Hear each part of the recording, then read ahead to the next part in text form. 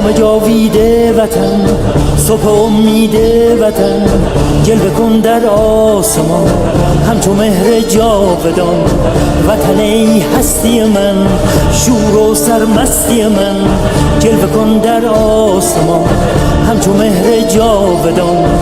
بشنو سوز سخنم که هم آواز تو منم، همه جان و تنم وطنم وطنم وطنم وطنم.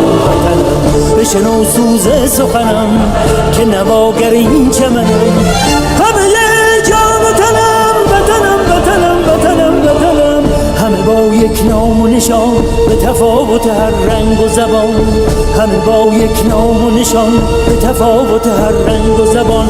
همه شاد و خوش و نغمه زنان ز صلابت ایران جوان، به اصالت ایران کهن ز صلابت ایران جوان.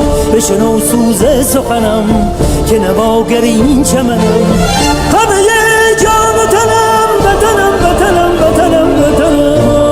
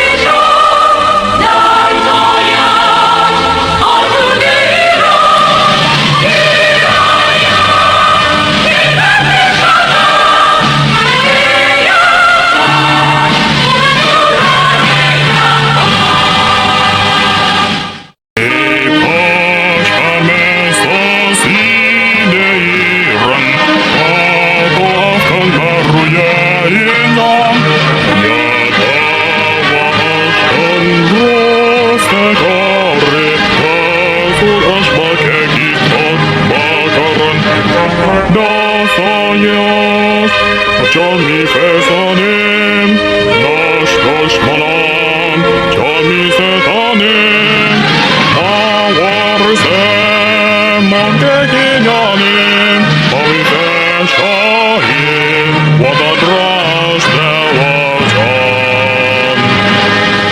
بریم و هستیم در رویها، جان خاک نشاییم خوشان باشا پرستیم مملکت را، داریم هشت